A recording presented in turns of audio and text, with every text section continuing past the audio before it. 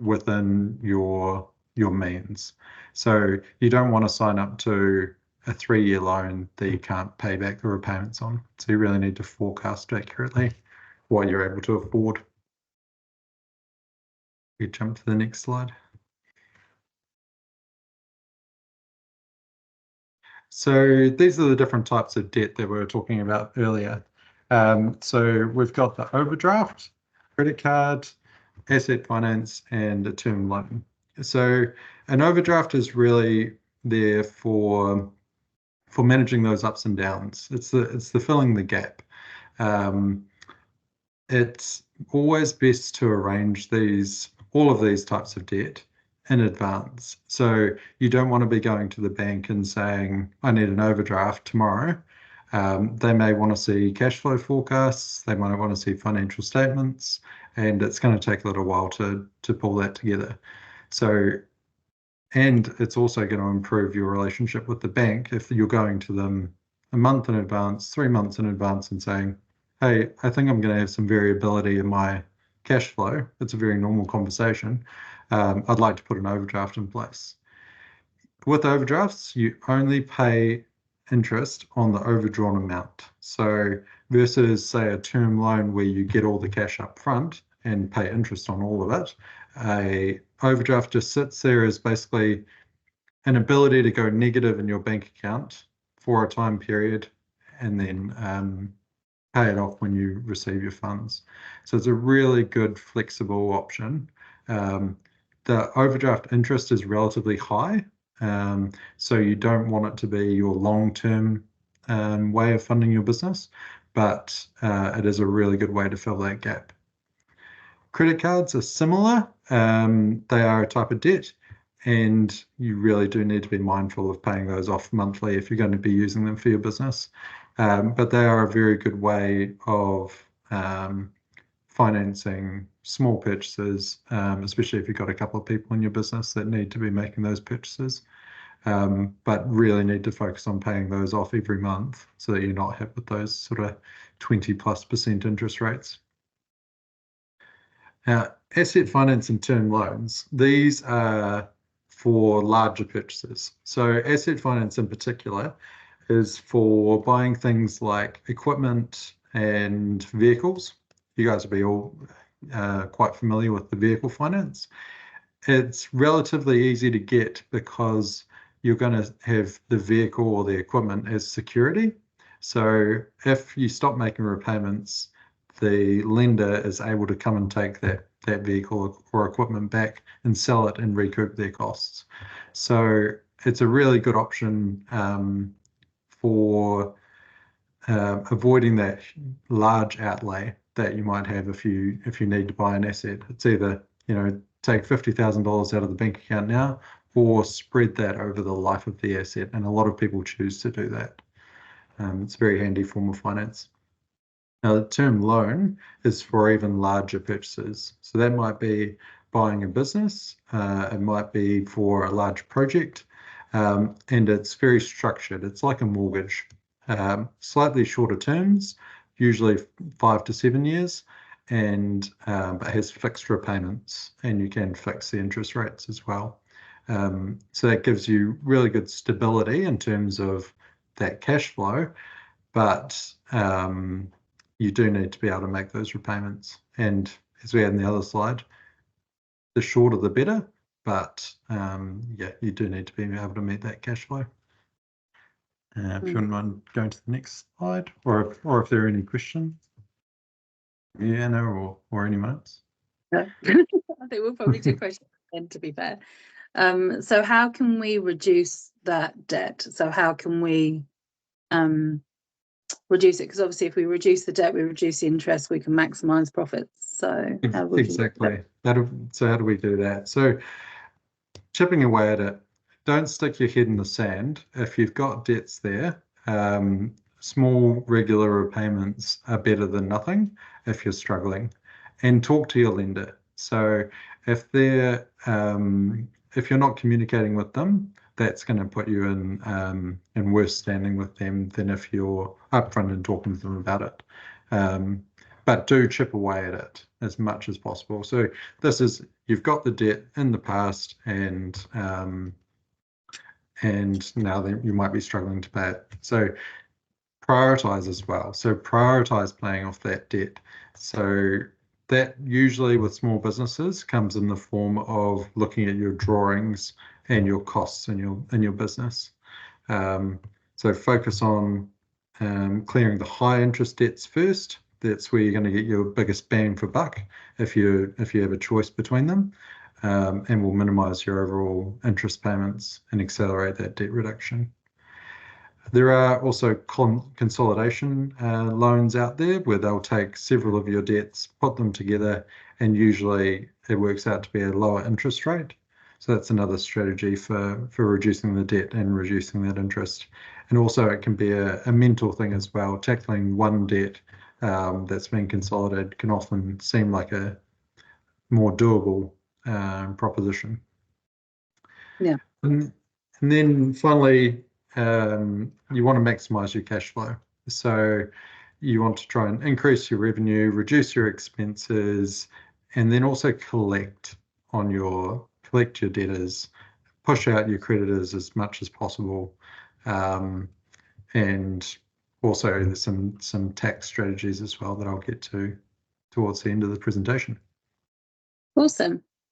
So if we can move on to the next one. So maximizing strategy. So fundamentally, this is all about communications. So make sure that you are talking to your customers and setting the expectation before you actually do the work.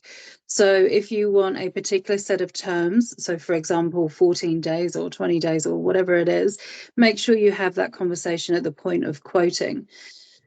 Secure a deposit. It's much easier to ensure that your cash flow is flowing if you are getting a deposit before the actual work is done.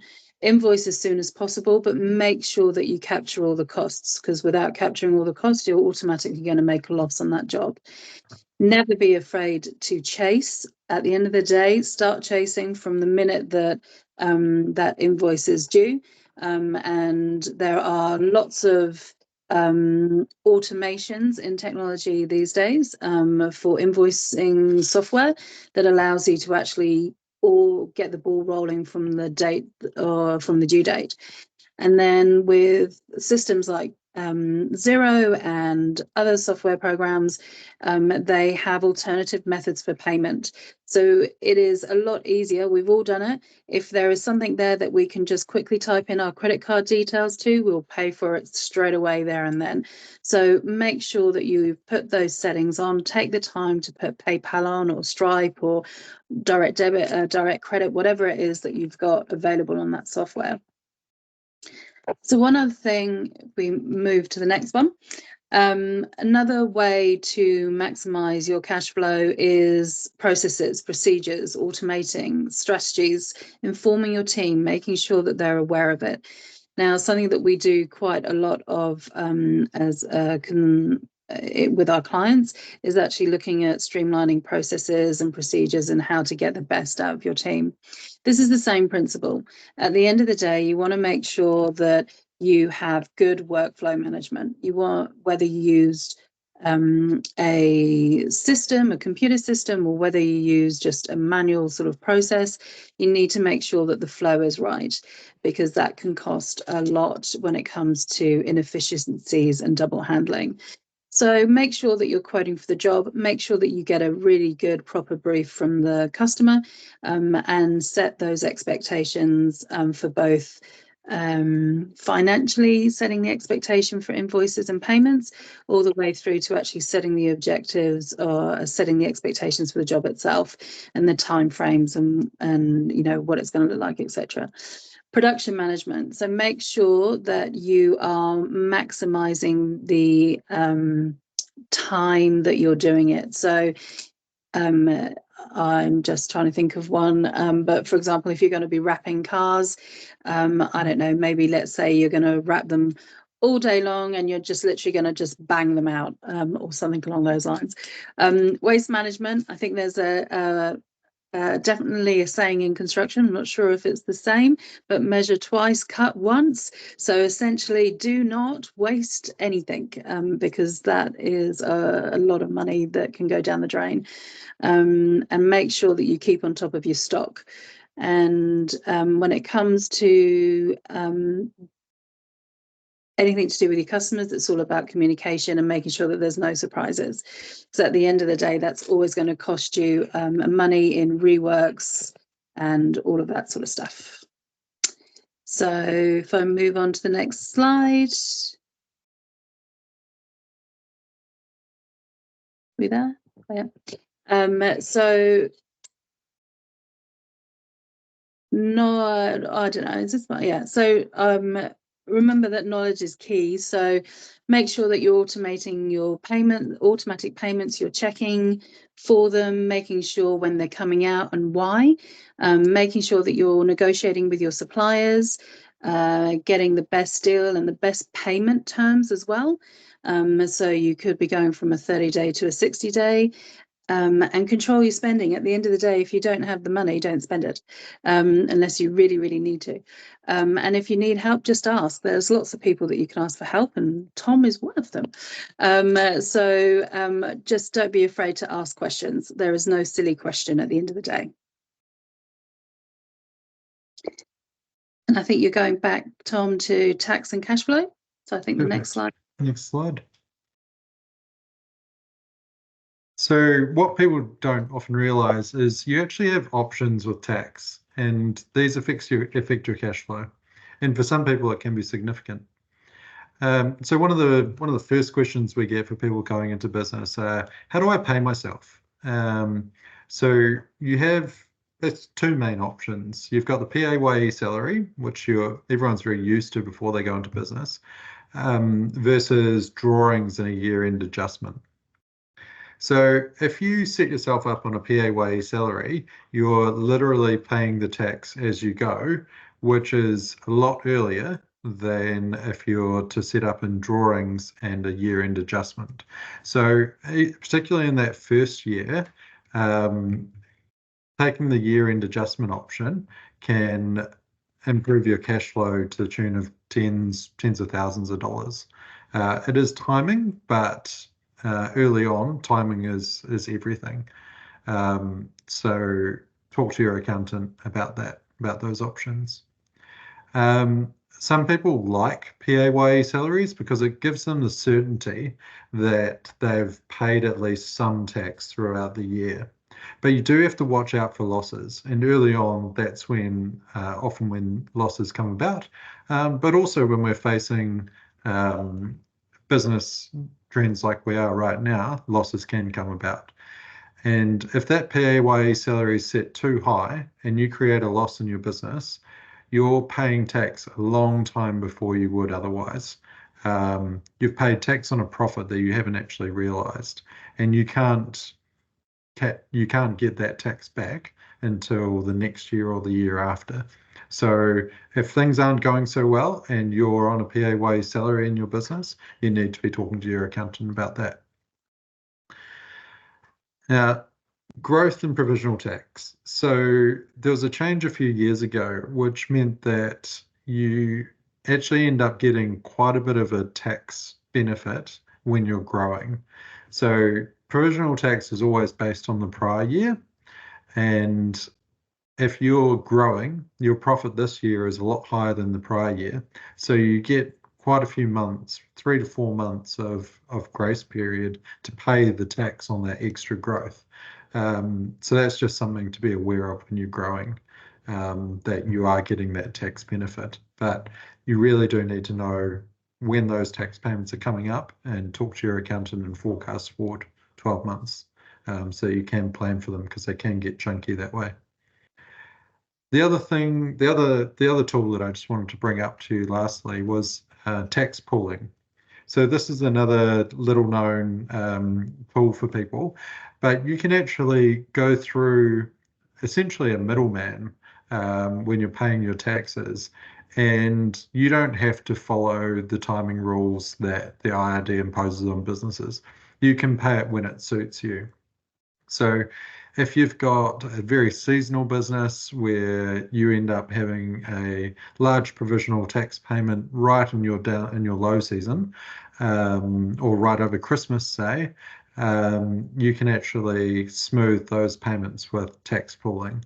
There is an interest cost to it if you're paying it later, but they're actually quite reasonable in terms of financing. So that's another good option for you, if that's something that you need. And that's all So about tax and cash flow. so that's cool, Tom. I've actually never heard of tax pooling at all. So is it literally just a third party service, or? Yeah, there's 3 or 4 companies out there that provide it, and you sign up to them usually through your accountant, and you can do monthly repayments, you can do lump sum repayments, you can pay the interest up front, and you can also change it.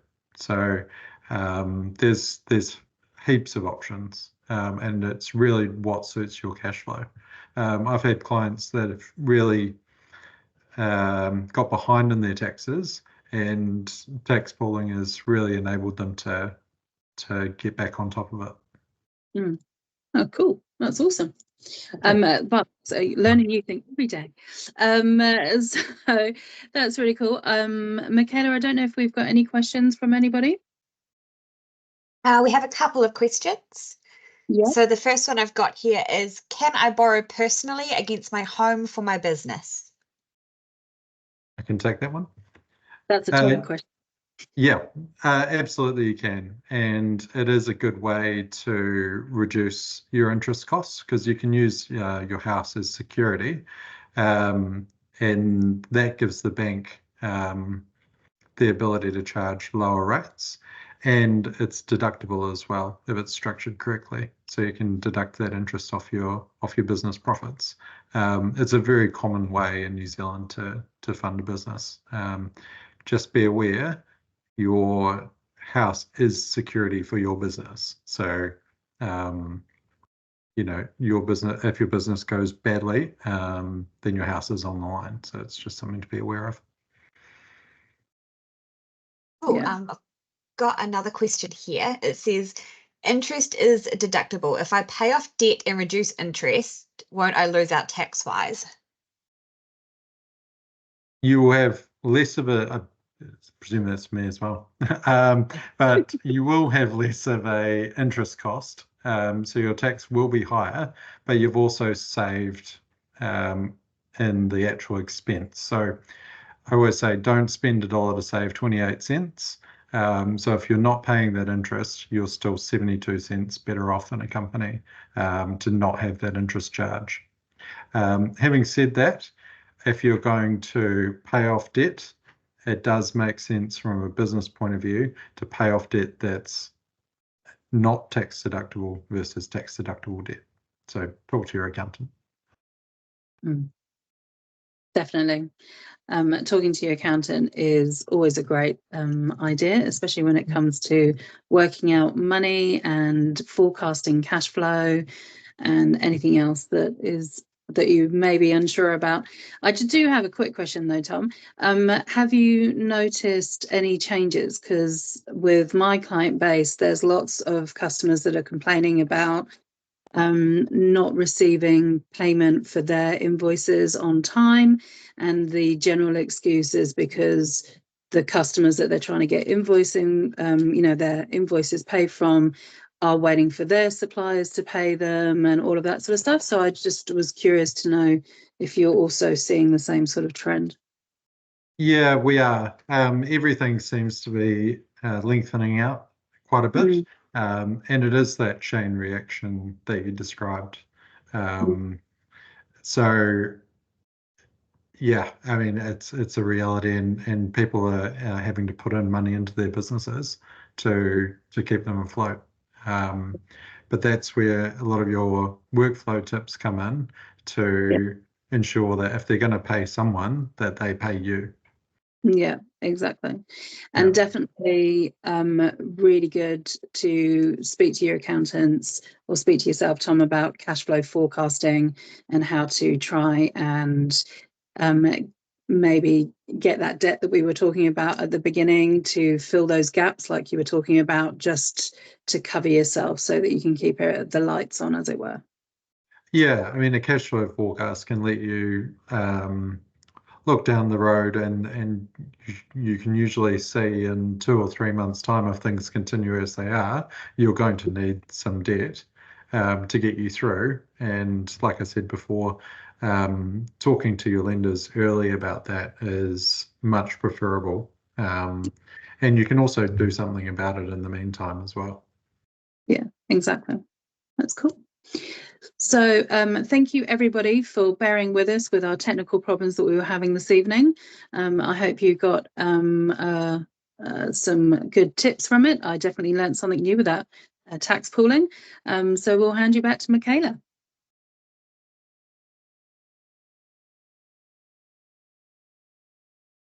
Or not. You still there, Tom? Yep. Oh yeah. So, hi, there we go. Oh, there you go. Sorry about that. Yeah, as Anna said, sorry for all the technical difficulties tonight. Teams seems to have had an issue with us, which was not ideal. But thank you, Anna and Tom, for bearing with that and for giving us a great presentation, and for answering the questions that we had come through. And yeah, that's us done. Awesome. Thanks, Michaela. Thanks, Anna. Cool. Thank you then. Thank you so Bye. much. Bye.